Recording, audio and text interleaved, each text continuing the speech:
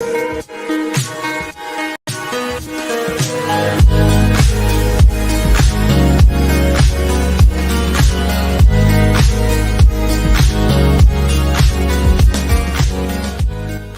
listening to the Claret and Big Blue podcast on the Pass the Gravy Podcast Network. Who do you think you are? I am! Goat's vagina, that thing is huge. Don't give me You said that, not me. Just come on. Taken away by Wigsland TV! Oh, it's glorious!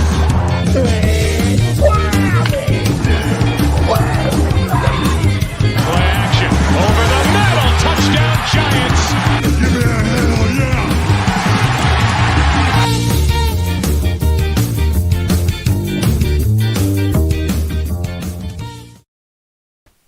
And we are live. We'll do it live! Welcome everyone to Claret and Big Blue, probably the only podcast on the internet dedicated to West Ham United and the New York Giants. That's right. Football and football balls for everyone's taste. Episode 39. We're getting old. My name is Mike Fish. I'm joined as always by Mr. Alex Middleton. Alex, how you been, buddy? Pretty good, man. What's going on? I like the Peaky Blinders hat. Thank you. Real quick before we get into something, I always get told off by the wife for calling people buddy. I don't know if we've discussed this before. Do you get offended when someone calls you buddy? I say buddy all the time. Okay, because whenever someone delivers something or whatever, and I go, cheers, thanks, buddy, she's like, oh, yeah, it's offensive. Right. I always use all of those generically. Thanks, man. Hey, buddy. All right, dude. Yeah. Like dude, buddy, and man are like the go-tos. Apparently, buddy is offensive because it means you're old or some shit. I don't know. I don't understand America still. I know, buddy to me is like you're my buddy. Yeah. It's like hello. It's like saying amigo, right? Or maybe We're not appropriating culture. Exactly. You know? I'm English. we're I'm British. here. So British people talk. God damn Exactly. it. What have you been up to? What have you been up to the weekend? Anything exciting? Nothing too much, man. Just getting work this week, getting ready. We got a big show we got going on this weekend, so we're getting ready for that. But other than that, just grinding, yo. Where you get to get paid to drink and listen to live music. Man, we're doing some work there. We're gonna make sure everybody's having a good time. Have you worked out the interview situation yet? Are you gonna have a microphone I and a don't big know stick? if there will be interviews yet. But yeah, that'd be fun. We have like a 30-foot stick. Just yelling the questions at them. We just do it on Zoom, but they're in the dressing room and we're I not. heard you got a new album coming out. That'd be great. That'd be pretty funny. I had a birthday since we dude. last recorded, and guess Happy what? belated birthday, bro. Guess what I did for my birthday? This is how you know I'm getting wild in my old age. What'd you do? You have a party? You go crazy? Oh, buddy. You know what? I went and got myself a 6-pack, a Chipotle, and an ice cream cake, and I just sat down and watched TV and enjoyed myself. It was great. That is awesome. It was one of the best birthdays I've ever had. I didn't have to worry about entertaining anyone. I didn't have to worry about closing out tab. It was just, I'm just going to sit here and be a lazy piece of shit. I did see over the weekend you got to go to a brewery, at least, it looked like. Yeah, what was it? Finbacks, I think it was called, in Brooklyn. That's always fun. Breweries are always... I like the vibes of breweries, you know? Yeah, I'm starting to get in my... I don't know where certain breweries... I'm kind of like, I have to know it, but you don't know it until you've been there. But when I get there and I have to like peruse the menu, and they're always... So, why don't you try our brand new Pocahontas Pineapple Pilsner? I was like, what the fuck is that? I don't know what any of these beers are. The fun part of it to me, you know, like I like, especially if it's one that you haven't like been to in a while or you haven't been to at all. It's like I always like if you find like a Pilsner, something borderline Pilsner, like that's like whatever the light beer they have is always usually what I'll start with because like I'm not a big IPA guy, and then you just kind of like work your way around. Oh, they got a sour. Let me try that. I I like trying out the new stuff. And oh, this is our seasonal whatever. All right, give me a try. And then you don't like it, you don't get it again. I like that part about breweries. When you go to a bar and it's like you order this, it's weird if you go to a bar and you order 17 different beers, unless it's one of those like beer bars. But like because typically you're at a bar, you're watching a game, you're not getting like, I'll take Stella Artois. All right, give me a Blue Moon. Okay, can I get a Bud Light? All right, like that'd be kind of weird. But like at a brewery, it's like I'm just gonna try 75 different kinds of beer. And I'm fine. That's the only thing I do like. Do get excited about a flight of beers. That's good. Like, Flight beers? Like, when you get the flight of beers. Flights of beers. Yeah. I thought you meant like plain beers. And I was like, yeah, those fucking are awesome too. But it's not a bar. But it is, but it's not. I remember, that reminds me though of a story once. I remember going at a bar with a group of friends. And I was like, okay, so I don't know how it works in Houston. But up here in New York / New Jersey, you open a tab and you put a tab and you just go get your drinks. And then at the end of the night you close your tab. I'm assuming that's very similar to how it works tabs, down there. yes. Whereas in England, very common practice. We don't have tabs. You just get your drink and pay for it. So typically, to save the hassle of going through all that rigmarole, so like you always pay for every single drink. Exactly. I do that a lot of times at bars. I'm a weird, like I get weird about opening tabs, but then like it's like every time I decide not to open a tab, I end up going back 5 times. Exactly, and then you have to work. Feel weird. So what we would normally do in England is you buy rounds. So if you're there with 5 friends, okay, I'm gonna go up and buy 6 drinks, and then next time it's your turn, and then it's your turn. So I only have to go up pretty much once during the night, if that makes sense. So it's like that's a really good idea. I like that. But I remember once, I think I was like 4th one in, and so I'm going, okay, what's everyone having? It's like, oh yeah, I'm going to have a Stella, oh, I'm going to have a Carling, oh, I'm going to have a Carlsberg, I'm going to have this, and that's, okay, 6 Carlsbergs, fantastic, and I was, oh, okay, I'm fucking remembering all these goddamn drinks. Yeah, right. Fuck you. I'm not writing this down. Especially when it gets down, like, especially if you go to England and you get like their Pilsners, they can have all different names. They all taste the same. They're all the same beer with different labels.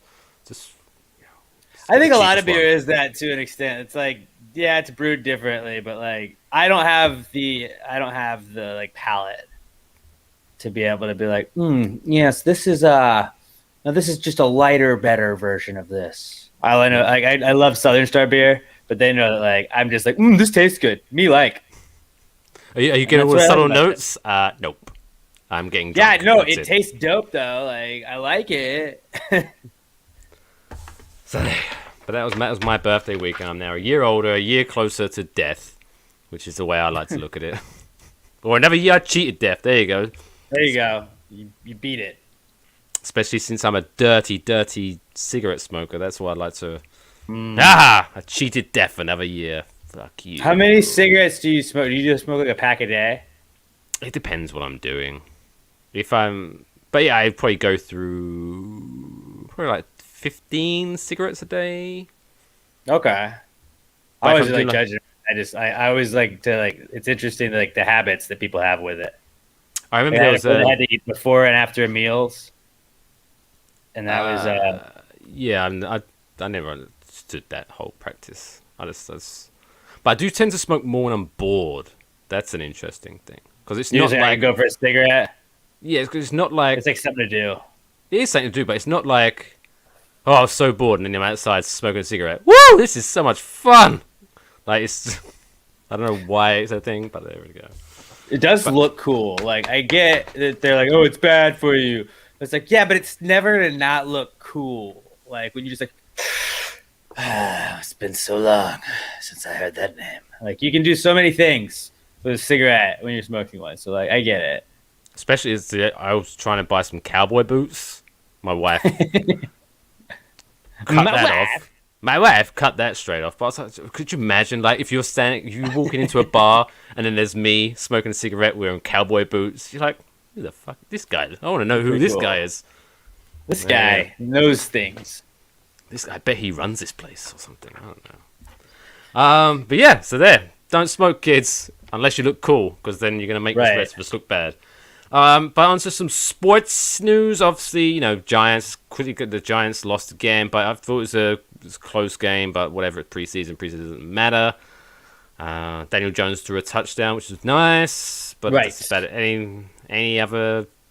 He threw an interception. That wasn't great. There was a pretty sweet little Hail Mary we had to have a Right, two-point conversion to tie it. Yeah, that didn't work out, but that was tight. I don't know. I like Devontae Booker a lot. I think he's got a lot of potential in it. The defense looked pretty solid from what I saw from the starters. The offensive line, I don't know. Although we did make 2 trades in the last 2 days, so we've got some offensive line help. Not really sure if it's going to be like as great as we thought. I would have liked to get them to have some work in the preseason as well, but we got a week for them to work on stuff. And this offense rides with that offensive line. It lives and dies with that offensive line. If that offensive line is not going to take the next step like we need them to, then we're going to be in some trouble. I mean, Daniel can do a lot. I think that, yes, that was a very costly interception in the end zone. I think partially it looked kind of like maybe Evan Ingram was a little bit on it. I'm also a Daniel Jones apologist, so maybe that's me. That could be that coming into it. But it looked like his release didn't look like it was off, like it was rushed, like it was late. It looked like he expected Evan Ingram to be somewhere else, and Ingram wasn't. It was a bad throw. It looked like a bad throw, but yeah, I don't know. It's preseason. Fuck preseason, dude. Like, I don't care. I'm not gonna live or die by the preseason. If Danny goes out and he throws a bunch of interceptions in the end zone in the regular season, yeah, we're gonna have some problems. We'll probably have to look another place for a quarterback. But if he doesn't do that, which I hope he doesn't, then I think we're set. And then I think our defense is gonna be pretty good. One thing I did take out of that preseason game, and yes, I'm very much oversimplifying the situation, but apparently for the Patriots, Mac Jones, is it Mac Jones? Mac Jones, is that his first name? Mac Jones looked decent enough, so the Patriots say, "Hey, Cam, go fuck yourself," and they kicked him out. Yeah, they got rid of Cam. I feel like sometimes you just got to go with the new guy in this instance. Like, he had played well enough. Why start Cam and not give him the reps? If you like, I don't know. Like, I think that Belichick obviously thinks that Jones gives him the best opportunity to win. I think maybe they're in a situation now where we were 2 years ago, where they're kind of like, we're not going to win anything this year, so fuck it, let's just start building around a young quarterback. I think the Patriots have a good defense. They could. I think the Patriots could be a playoff team. Oh yeah, but I mean, that's player. You don't get a trophy. You can't have it right off Belichick, but yeah, I don't expect him to win it this year. Did you? I did like whenever they would show him and Joe Judge talking. Learn, dude. Right. He's like, you're probably gonna be the next me. That's pretty cool. Yeah, you need to put on some pounds, though, kid. But I like the hoodies. I like the hoodies. Cool. Joe Judge is thick. He's thick. Joe Judge looks thick, and he looks like, I don't say he looks like he works out, but he looks like he could be a good bouncer. Whereas Belichick looks like a guy who's been married for 25 years and just given up. And Bill Belichick knows people. Like, if you upset him, he knows people. Like, that's the way you have to worry about. Whereas Joe Judge would just punch you in the face. Bill Belichick would just give you the kiss of death, and then 2 days later you disappeared. It's just over with. But that's that with that football. And now I'm just gonna play. I just made this graphic because I was bored as fuck while I was working. Because today was a big day in the world of soccer. It was transfer deadline day.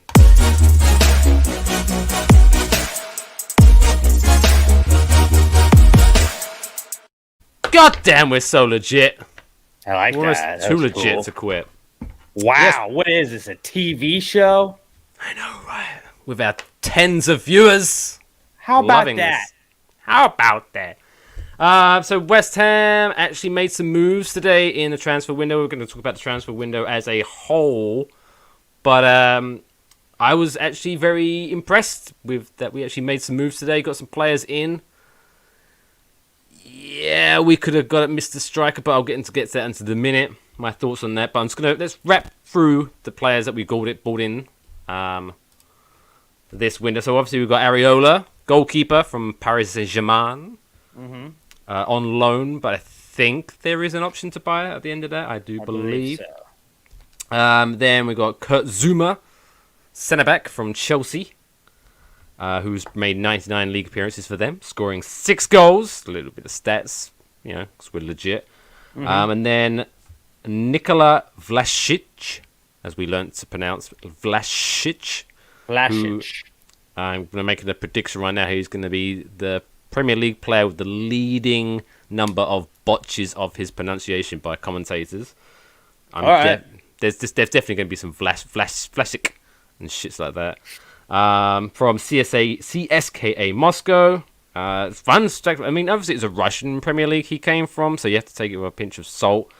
But he played 96 games for them in the league, and I think his goal contribution was 1 every 2 games. So either a goal or assist every other game, which is pretty good. He can come into us. And then last but not least, Alex Kral. Defensive Which we midfielder called from months ago. I think you can actually look back. I don't know, where is it? Because I think we even you can look back. We even named the episode Crow Summer because the pun sounded really good in my head, but then didn't really come to I fruition. thought it was. The intent was good, Episode 29, over 2 months ago, we called that. We knew exclusive. But he joins with a loan, with an okay, so one report I saw was an option to buy, but then Spartak Moscow themselves announced that he had joined us on loan, but the deal would be made permanent at the end of the deal. So I guess it's an obligation to buy at the end of it, but whatever. So what are your thoughts? What do you think of the window? I did not see this coming at all. I would have liked Lingard to be involved in that. I guess that's not happening, but still, I'm fine with it. Like we were okay with that, Jesse, this year so far. This is the shit that top 6 teams do, man. This is like the moves a top 6 club would do, and I was very happy all day. And it was almost like that we had heard rumors of a lot of these guys throughout like the summer. Almost it was normal, like, they're talking about that, and then we don't think anything's happening, and then it was like all at once, like, all right, we got this guy. Remember this guy we're talking about? Well, we got him too. Oh, and him? Yeah, we talked to him for a couple months ago. Also bringing him in as well, and then Kral, just bring him down too. Like it was pretty crazy. Agent Suchek working his magic again. Mm-hmm. We're signing all the checks. It's working. Did you see his tweets? Where Suchek even mentioned that. Retweet and check. He was like, hey, I'm a sports agent now. I'm bringing in all these players. I did not see that, but that's pretty funny. But another exclusive that Claret and Big Blue can bring to you, that I tweeted this. When did I tweet this? It was 8 hours ago at 9:48 a.m. Eastern Standard Time. I broke this news, and it was true because it was linked apparently with Jonathan Bamba. Everyone knows him. Bamba, who's a winger for Lille. And at 9:48, someone changed his Wikipedia page to list him as a West Ham United player, to which I took that as, well, now that's guaranteed he's not going to come to Wikipedia. us. So I announced, really? So I announced, and he's not a West Ham player. So I called that exclusive. Add that to our list of news that we've broken. It's ridiculous. I don't know why. Who is this ex-WHU employee? People should be checking out us. I think we know things. We know things. We know people. We got the inside scoops. But yeah, the only downside I would say, but I don't think it's a reason to really complain. It's obviously, yes, we would have liked to have seen a striker come in to back up Antonio, which is unfortunate that we didn't get one of those. Well, what is it, Vlasic or one of the guys? Vlasic. Vlasic. He's an attacking midfielder, so I guess he, like him, maybe Bowen, maybe Yarmolenko could, worst case scenario, step in and play in those positions. I heard a lot of people saying that they think Bowen is going to be like the next Antonio, in that Moyes is going to now start moulding him okay, you're going to be our next other striker. Especially because we have like Benny as well, where we like it kind of was getting crowded over there, I guess. So yeah, I could see Bowen getting moved to striker. Like goalkeepers and attacking midfielders, we are loaded. We're set. But yeah, other than that, I think we've got good backups now. I think for pretty much every position except for striker, which is making me feel a lot better going into the season where we have the additional European games coming up. I do maybe these additions, my mood might have changed, but I did see where we have, I think in very close, we have a European game followed by a Man United game in the Premier League, and then like 3 days later we play Man United again in the League Cup. Where I was like, okay, well I can totally see that League Cup being totally sacrificed, and we're just going to play. We're just going to say fuck it, right? We're just going to play a bunch of youth players and just get knocked out 7-0, but maybe not. We'll do okay, but that's the FA. No, it's the Carabao Cup. The Carabao. Oh yeah, fuck the Carabao Cup. Who gives a shit? Yeah. What does that even do? If you win that, I believe you get entered into the Europa League. Oh, I mean that's cool. That's pretty cool. Same with the FA Cup, I think, as well. So I mean, they're good. I'd love to see us lift a trophy. So I'm not going to knock if we won the Carabao Cup, but yeah, I'm not. If it's going to cause us issues in Europe, because I don't want to sacrifice Europe. Premier League Europe for a better chance of qualifying for Europe. You know what I mean? That seems ridiculous, right? But yeah, but also I think the cool thing is it's kind of a gift and a curse, and this transfer window's definitely shown it. Is that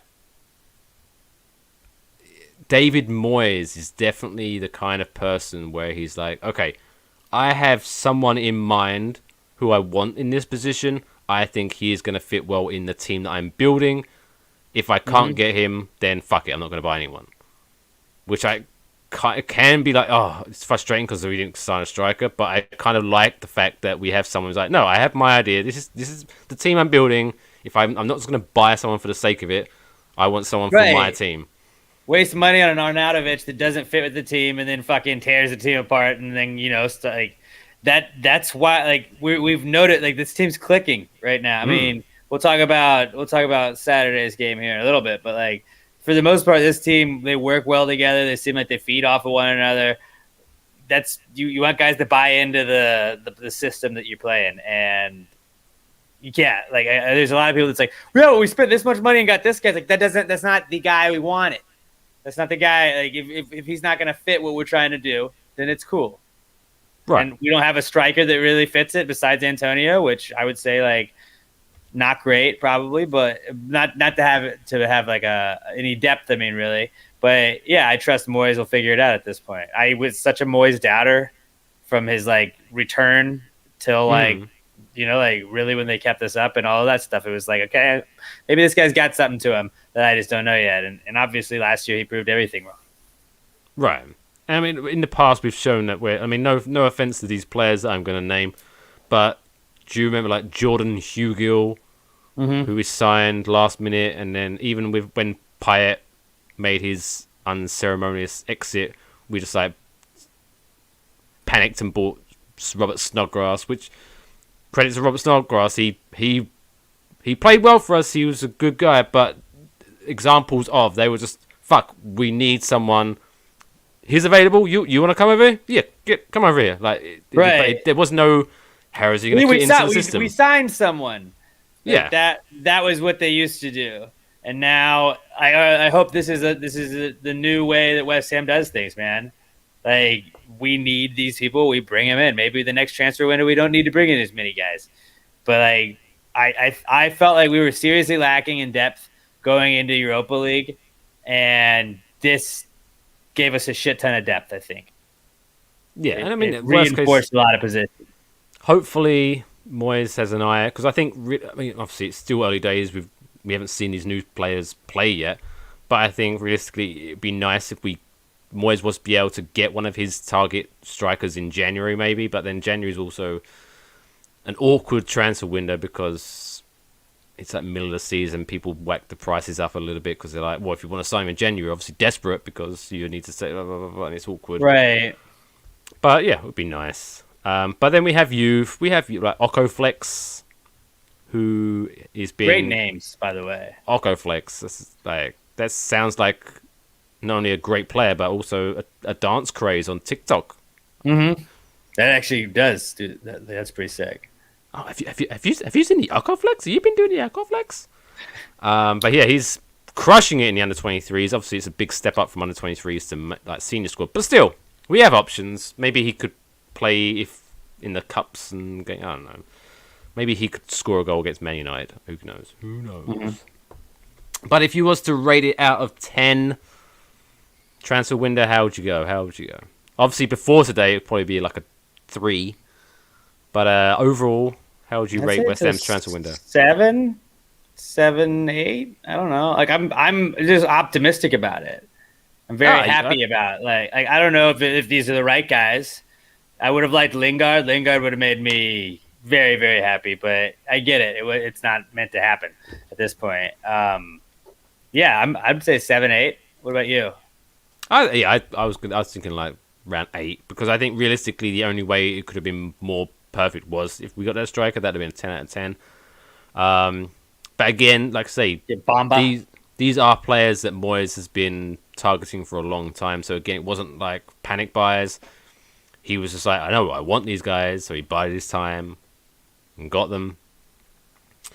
Yeah, so I'm happy. Mm-hmm. I think it's gonna work out well.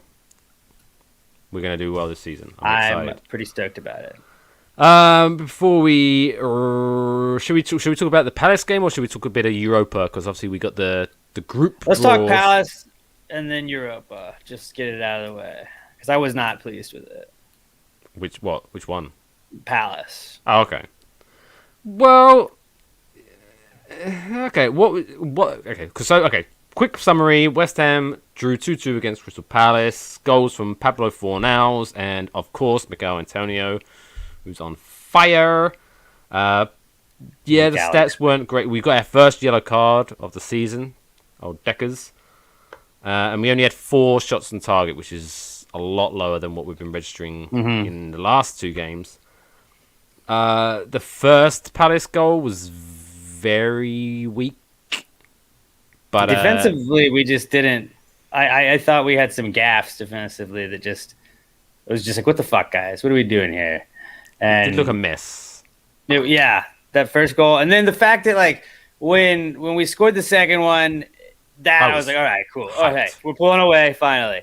And then they just took the wind right out of our sails, coming right down the field, and 2 minutes later putting it in the net. And I don't know, that was a weird feeling. I still thought we were gonna score, man. I felt like we were gonna win that one like 4-2 at that point in the game. When we went down, I was like, I don't know, man. It looked like our offense was hot on the other side. Maybe we can just figure it out. And I don't know. I just didn't like the way we were not consistent the whole game.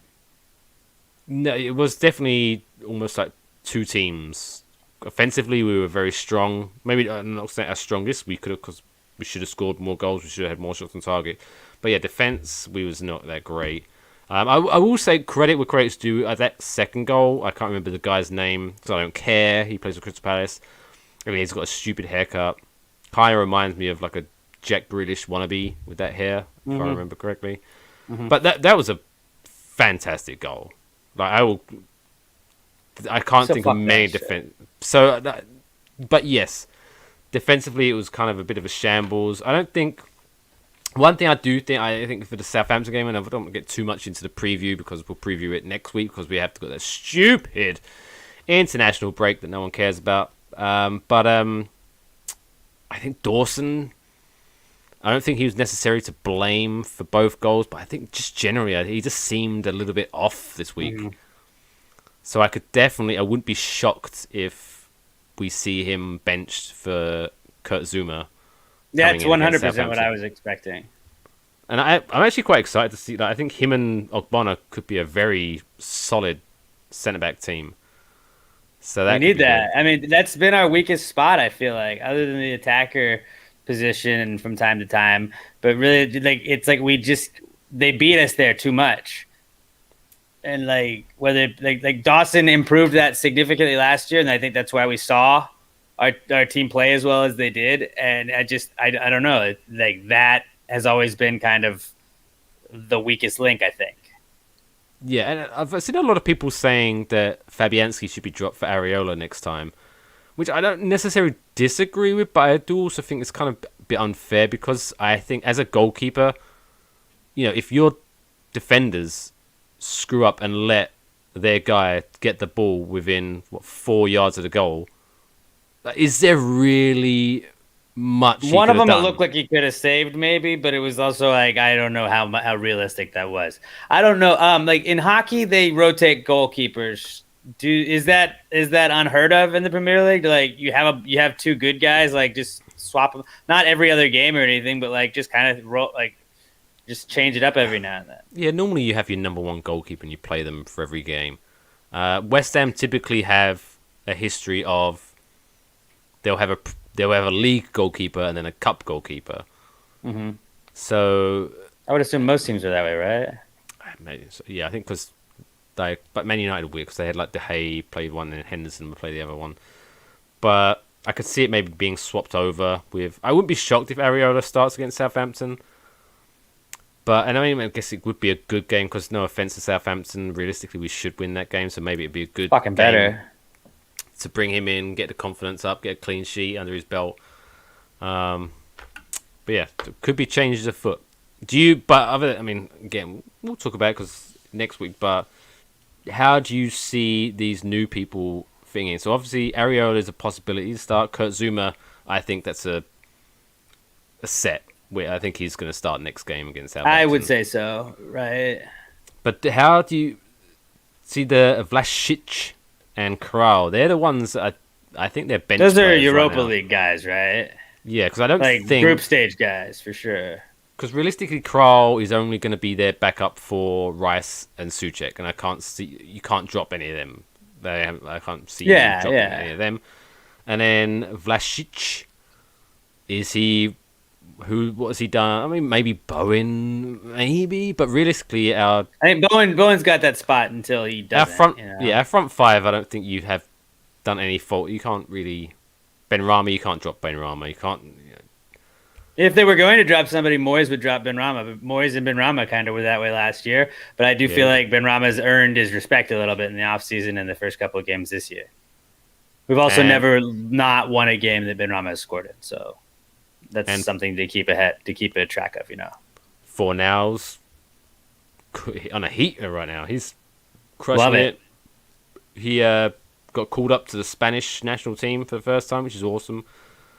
We've got a bunch of Antonio finally going to play for Jamaica next weekend. Yeah. I'm kind of excited / nervous about that game. Right. Please don't nobody get hurt, okay? Because I did very, very limited. You might be shocked to find out, but my knowledge on the Panama national team, very limited. Don't think they're great. But I did do a Google, so I was like, okay, let's see who's in their squad. And I looked up, and I saw one of their centre-backs, and he looks like he's tiny. Like, he's tall, but he's tiny. I'm like, oh, Antonio's going to destroy this guy. I feel bad for him. But I'm excited. I'm excited to see it because I think I could very well see Antonio coming into the Jamaica side and just scoring like 2-3 goals. Just crashes it. That'd be sick. But then don't pull a hamstring or anything. Don't pull a hamstring. Just get Jamaica to the World Cup because that'd be super cool to see Antonio playing at the World Cup. We have so many internationals on our team. I mean, I get not just from other countries, but people that are called up to the senior squad. Yeah, that's why we're good. That good teams have those guys like that. Adrian says, doesn't Benny go away for Algeria? I would think so, right? Yeah, I mean, no way Benrahma's not on the Algerian team. Yeah, I mean, obviously, I don't think they've announced their squad for the African Cup of Nations, which I believe is February. But yeah, not big African nations guy, knowledge-wise at least. But I tell you who, I mean, obviously this is not a podcast about them, but the African Cup of Nations, Liverpool are going to get fucked in the arse for that tournament. Because they lose Salah. Yeah. They've got about 3 or 4 of their top players who are not going to be available for like 2 or 3 games. So, but there you go. That is weird that they just have like that they just overlap that like that. Yeah, so I think they moved it once to put it in the actual like summer window, which Like where everybody else does it, like where the Gold Yeah. Cup is, where the CONCACAF Nations Cup was, where the Euros were, where the fucking Copa America was, where whatever all the other ones were. Like, yeah, let's do it then. Like, I mean, I guess they're doing the whole. It probably is really hot in Africa. It's really actually, hot. so- But you know what? Stop causing issues. Just maybe play the games really early or really late at night. But deal with it that way. I don't care. So they Start can go from one to the other. Yeah, just start the game at like midnight. And The then- players can travel back and forth. They'll just be dead tired, but it'll be fine. Yeah. So just catch the plane. Well, they're professionals. They're getting paid a lot of money. Blah, blah, blah, blah, blah. Ah, we pay their salaries, buddy. I think the army should get paid football players money. I love that argument, by the way. Not to get too controversial, but because I'll pull the whole card of my brother's in the armed forces. I'm allowed to say this, but that whole armed forces should get paid sports players money. I mean, yes, in theory they should because they do a hell of a job, and I'm not gonna fucking do their job like that because I'm not brave enough. Right. But guess who pays their wages? The taxpayers. Because I'm pretty sure the majority of those people, not to get again too controversial, but the people who were like, they should get paid more. Okay, we're gonna whack up the taxes so you can pay them more. Actually, kind of a good idea, but maybe not. Lib Mike over here. Woke Mike on his Mike soapbox. the Lib. Welcome to the show. Welcome to Claret Big Blue, hosted by the woke snowflake that is MacFish. But yeah, there you go. And call me a snowflake because they're unique and beautiful, just like me. But yeah, so in shit game, it was a good game, but shit game. We should have Probably won a that game. loss, but yeah. It was like the opposite of the Tottenham experience, where it was a draw, Exactly. but it felt like a win. But this was a draw; it felt like a loss. Probably a loss. But yeah. So next we will go into that, and then finally on the West Ham radar, we have Europa League. Woo! We actually had the Europa League draw because West Ham are massive, and we are European giants. So I'm gonna. And the group of death. The group of death is what we are. Wizzy agrees. We're stoked about Europa. So the 3 teams we got drawn into Group H. Say it with H me. for hammer. H. With Dynamo Zagreb of Croatia, That's the one I knew. Genk of Belgium, and Rapid Vienna from Austria. Now, I'm going to really expose myself here. Not a big knowledgeable guy on many of those teams. I had But heard yeah- of Dynamo Zagreb. That was it. I did not know about the other two. You have to imagine we're going to qualify that group, right? Top 2. This top two, yeah. If they don't qualify from that group, thumbs up. I mean, even worst case scenario, top 3 still gets you to advance to the Europa Conference League next knockout round. So yeah, I think if we finish 4th out of that would be. We have to continue our there's European. No chance. But, okay. So can I just sidestep real quick? I just wanted to point this out. Tottenham is going to win the Europa Conference League, and that's it. It's a trophy. You guys know that, right? Okay, carry on. I have a thing about that. But like that's going to be Harry Kane's first trophy. Is that the gonna be an NIT egg trophy?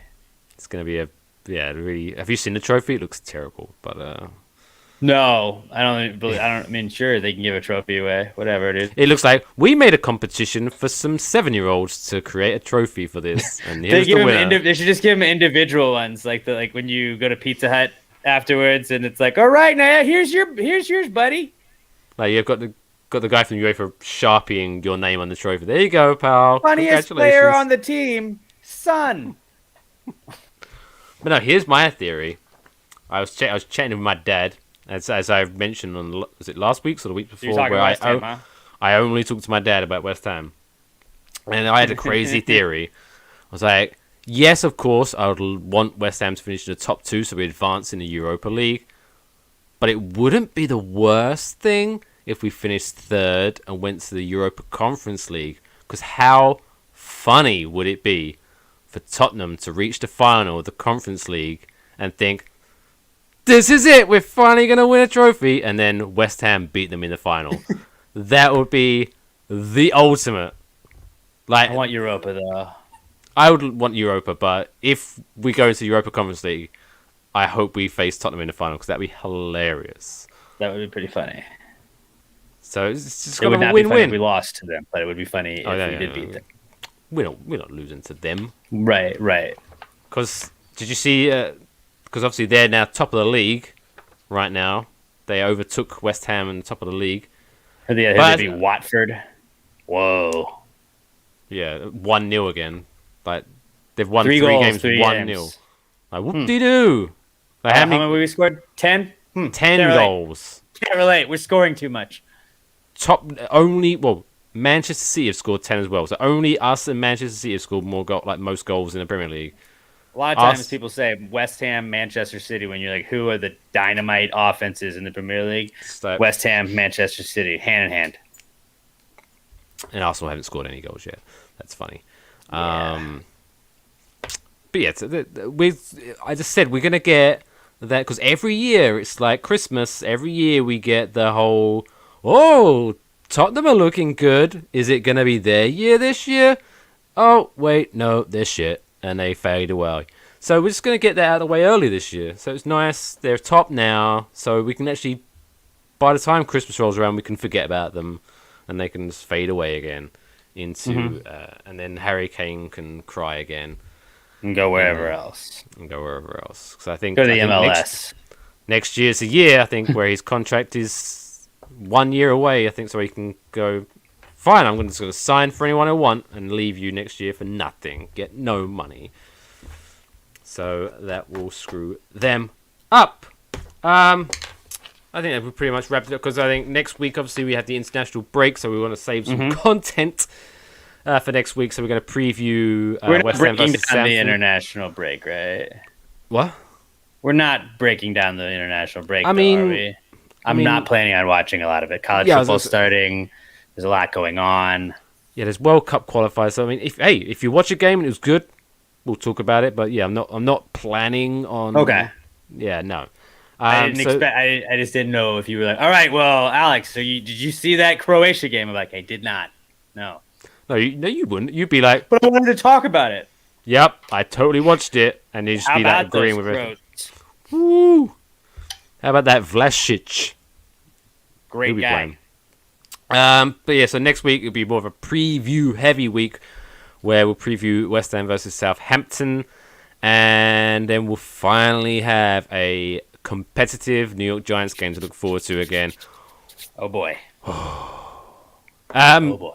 Although, spoiler alert, just to get ahead of myself, I heard Carrie Underwood's renewed her contract to do the Sunday Night Football. She has. It better be a good, because do you know what? Last year, that was like a 4 out of 10. That wasn't her best. I think, I from what I heard today, it's going to be back. Because Carrie's got it. That theme song, I didn't care who was playing. But I'd be like, I don't care about these two teams, whatever, nothing's on, I'll watch it. But always have been waiting all day for Sunday night.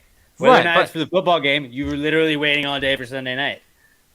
But see, Premier League, that's the only thing I wish they would take from American sports. Something like that, because even if it was two teams who I didn't give a shit about were playing on Sunday Night Football, as soon as I heard that intro, I would be like, yeah! Dude, just it's like go! the best. Right? Oh, I'd be so hyped to watch Green Bay versus, I don't fuck knows, anyone. And they already have Monday Night Football in England. They just don't ever do anything special with it. They have Monday Night Football. I think I assume they still have most weeks Sunday Night Football. They had a game this week on Monday, right? No. Well, just do whatever the main one is. The 11:30 game here. Do that.